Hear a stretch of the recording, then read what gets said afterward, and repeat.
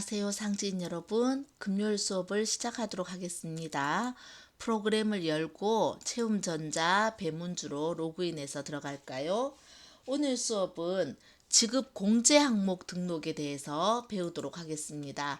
어떻게 보면 급여를 지급하는데 굉장히 중요한 메뉴에 해당합니다. 급여를 계산하는 메뉴라고 생각하면 되는데요. 여기 인사급여관리의 기초환경 설정, 지급 공제 항목 등록이라는 메뉴로 찾아서 들어가면 이제 이렇게 뜹니다. 이건 항상 뜨는 거니까 앞에 체크해서 선생님이 확인하고 누르겠습니다. 네, 이것도 안내사항입니다. 프로그램사항 안내사항입니다. 자, 지급 공제 항목이라는 것은 급여를 보면 급여 구분을 누르면 회사가 매달 지급하는 급여가 있고요. 특별한 날 지급하는 상여가 있습니다. 자, 급여, 이번 시간엔 급여만 할 거고요. 지급 공제 구분에서 지급은 돈을 주는 거고요. 그러니까 회사가 그 근로자에게 돈을 주는 거고, 공제는 근로자 월급에서 빼는 겁니다. 이번 시간에는 지급만 하도록 하겠습니다. 2021년도 하고 이렇게 눌렀습니다. 자, 기본급이라고 나오는데요. 우리 이제 소위 말하는 월급의 제일 기본이 되는 내용입니다. 여기에 보면 여기 기본급에 과세라고 되어 있습니다. 이제 여기 그 전에 여기 쓸 수 있어야 되는데 안 써지죠. 여기 마감이 되어 있어서 그런데요. 마감 취소 버튼을 누르고 우리 로그인 암호는 엔터니까 그대로 확인 누르면 이렇게 마감이 취소되면서 모든 것이 활성화됩니다. 자, 기본급은요. 선생님 요거는 이제 문제를 좀 두고 설명을 해야 돼서 실무 연습 문제 먼저 열어 놓겠습니다. 그리고 여러분들 이제 그 학교 홈페이지에 올라온 지도안에도 이 내용이 보이니까 그걸 보고 하셔도 괜찮습니다. 자, 여기에 보면 기본급에 사무직 연봉제와 사무직 월급제와 생산직 시급제의 월급 계산을 좀 해달라라고 문제가 나옵니다. 먼저 과세 구분하게 볼게요. 급여는 다 과세입니다. 다 세금 내야 된다 이 뜻입니다. 그런데 생산직의 경우는 세금을 안 내는 경우가 있습니다. 이제 그건 좀 이따 하기로 하고요. 자, 감면 여부는 이제 뭘 빼주는 게 이거에서 뭐 빼주는 거 있냐? 없다. 이제 아무 말 없으면 없습니다. 수습 적용. 수습직 급여는 어떻게 할 거냐? 이거는 우리 지난 시간에 배웠던 환경 등록에 설정된 대로 따라가면 됩니다.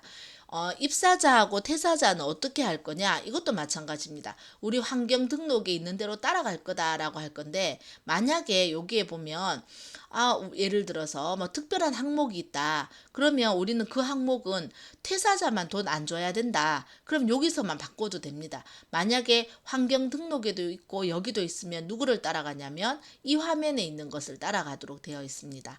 우리 요거는 기본급은 환경 등록을 그대로 하겠습니다.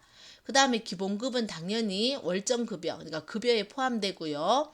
절사 선택이란 말은 1원 미만으로 여러분들 월급을 만약에 100만 원 하고 1원 더 준다 그러면 1원 받기가 곤란하죠. 그건 잘라서 없애겠다라는 뜻으로 절사를 선택했습니다.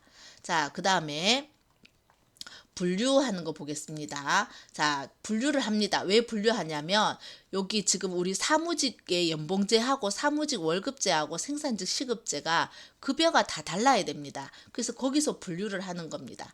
자, 여기 문제에 보면 어떻게 돼 있냐면 1순위는 직종별로 하고 2순위는 급여 형태로 하겠다라고 돼 있는데 직종별이 요 앞에 나오는 요거고요. 뒤에 나오는 연봉제, 월급제, 시급제가 급여 형태입니다. 자, 요대로 한번 해보겠습니다.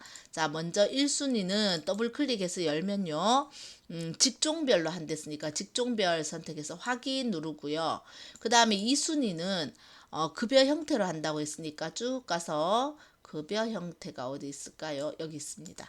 급여 형태 확인하고 누릅니다. 그러면은 화면이 어떻게 되냐면요. 조금만 크게 하면 하단에 저절로 1순위가 왼쪽에 나오고 2순위가 오른쪽에 나옵니다. 그래서 1순위를 넣으면 오른쪽에 2순위를 넣을 수 있게 됩니다. 자, 1순위 먼저 더블 클릭해서 열면 여기에 보면 사무직 연봉제니까 사무직 선택하고요. 확인 누르고 엔터를 쳐야지 저장이 되는 겁니다. 엔터 치고 다시 올라오면 여기 2순위를 바꿀 수 있습니다. 2순위 연봉제, 연봉하고 선택할게요. 확인하면 자, 2순위 연봉제는 어떻게 줄 거냐면 책정임금 중에 월급을 적용해서 줄 거다. 그러니까 월급을 정할 때는 계산을 하는 겁니다. 여기 만약에 금액이라고 선택하면 내가 금액을 직접 넣어야 돼요. 자, 어떻게 줄 거냐면 월급으로 줄 거다. 그럼 여기 가서 월급하고 선택하면 됩니다. 자, 월급의 기본급 월급을 줄 거다. 이렇게 돼서 적용하고 누르면 어디가 바뀌어 있냐면 여기에 금액 계산식이 나옵니다. 연봉으로 되어 있네요. 연봉, 월급. 한번 다시 볼까요? 계산 누르면 다시 나옵니다. 아마 잘못 선택했나 봅니다, 선생님이. 자, 급여 관련 해가지고 뭐 이거 월급 01이 아니고 02가 들어가야 되는데 자꾸 01이 들어가네요. 여기 선생님이 02라고 고칠게요. 이렇게 하면은 월급 들어갑니다. 적용. 여기 월급이 들어가야 됩니다. 연봉이 아니고. 자, 그 다음에 연봉이 이 연봉은 그 연봉이 아니고 사무직 연봉제 할 때 연봉이고요. 여기에는 월급이 들어가야 됩니다. 자, 그 다음에 두 번째는 요 사람 한번 보겠습니다. 두 번째. 사무직은 그대로 두고요. 여기 오른쪽에 더블 클릭해서 월급제를 받는 사람을 선택합니다. 이 사람은 어떻게 하라고 돼 있냐면 호봉 테이블의 호봉 합계, 여기 보이죠? 호봉 테이블의 호봉 합계를 적용하라 돼 있습니다. 마찬가지로 계산 누르고요. 그럼 이제 화면이 이렇게 뜹니다. 그러면 이제 어디로 가느냐? 호봉 테이블, 근태 관련 이렇게 항목 이렇게 요런 메뉴들도 있습니다. 여러분들 한번 보세요. 여기에 가서 호봉 테이블 호봉 합계를 적용하겠다. 여기 호봉 테이블의 호봉 합계 G99번 요걸 적용하겠다 이 뜻입니다. 적용하고 누르면은 여기 호봉 합계하고 들어갑니다. 자, 그 다음에 이번에는 사무직이 아니라 더블 클릭해서 생산직을 한번 보겠습니다. 마찬가지로 엔터를 쳐서 줄을 바꾸고요. 생산직 다시 와야 오른쪽이 들어가집니다. 코드를 더블 클릭해서 자, 생산직은 시급제 확인 누르고요. 자, 요것도 금액이 아니라 계산해야 되게 돼 있습니다. 계산 누르겠습니다. 어떻게 하라고 돼 있냐면 총 근무 시간에 호봉 테이블의 기본 시급을 곱해서 하겠다라고 되어 있습니다. 총 정상 근무 시간이 어디냐 보면 근태 관련에 있겠죠. 여기 보면 여기 오른쪽 끝에 보면 총 정상 근무 시간이라는 게 있습니다. 요걸 딱 눌렀더니 자동으로 여기에 이상한 이제 기호 같은 요 총 정상 근무 시간에 해당하는 뭐랄까 코드입니다. 코드. 요게 뜨고요. 곱하기 뭘 곱하냐 그러냐면 호봉 테이블의 기본 시급을 곱하라고 되어 있습니다. 자, 그럼 여기 급여 관련해 가서 기본 시급 이렇게 돼 시급. 요걸 클릭하면 F04가 들어갑니다. 그렇게 해서 밑에 이거 보고 확인하면 됩니다. 총 정상 근무 시간 곱하기 시급하고 적용 누르면 여기 안에 이렇게 들어가게 됩니다. 자, 요게 가장 기본이 되는 이제 급여 적용하는 내용입니다. 자, 그 다음에 이 지급 항목 중에 뭐가 있냐면은 여기 문제를 한번 볼까요? 지급 항목 중에 이거 그게 뭐가 빠져 있네요. 선생님이 여기 한 개 뭘 적어야 되는데 빠졌는데 뭐가 빠졌냐 하면 요거는 기본급이 아니고 뭐에 대한 내용이냐? 직책 수당에 대한 내용입니다. 이렇게 들어가네요. 자. 좀 크게 해서 여러분들 잘 보이게 해 놓을게요. 요게 직책수당입니다. 그럼 직책수당 한번 넣어봐라 이런 뜻입니다. 자, 그러면 직책수당을 한번 넣어 보겠습니다. 그럼 여기에 가서 코드를 더블 클릭하면요. 직책수당이라는 메뉴가 있습니다. 확인하고 누르고 엔터 하면 자동으로 넘어가 버렸네요. 여기 직책수당을 다시 딴 곳에 갔다가 다시 올라오면 요 직책수당에 대한 내용이 이제 메뉴가 뜹니다. 자, 부장은 20만 원 주고 뭐 이렇게 하라는 겁니다. 여기에 보면은 과세 여부는 과세로 하세요. 그럼 과세로 하고요. 감면 여부는 부로 하세요라고 돼 있으니까 감면 여부는 부로 하겠습니다.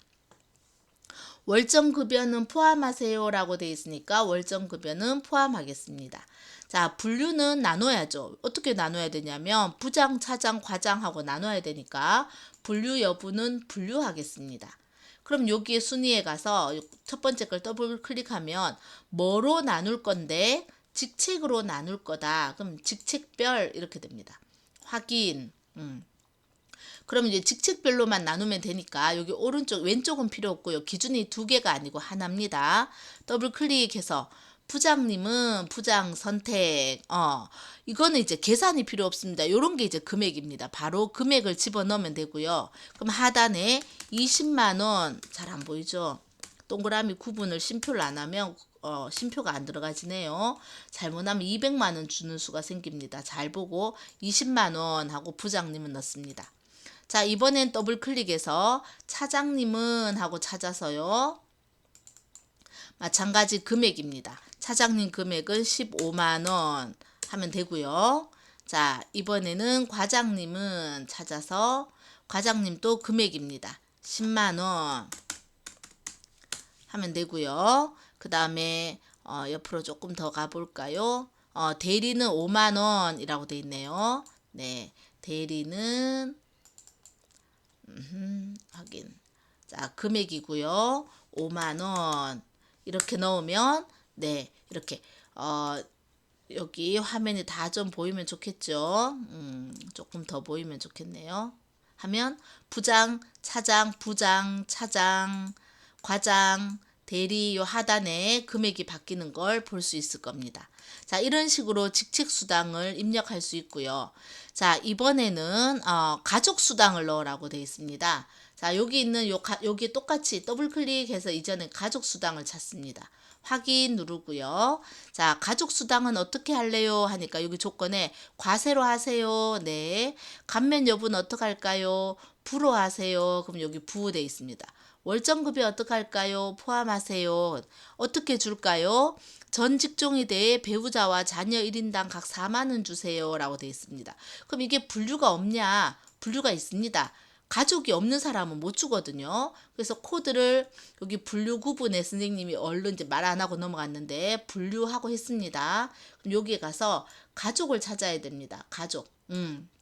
여기 16번에 가족별 확인 누르고요. 그럼 여기 코드에 더블 클릭해서 누구를 주라 그랬냐면 배우자 주라 그랬습니다. 배우자 한 명당 얼마 주라 그랬냐면 4만 원이니까 이거는 계산이 아니고 금액이겠죠. 금액에 4만 원 하고 주고요. 또 더블 클릭해서 자녀 자 선택해서요.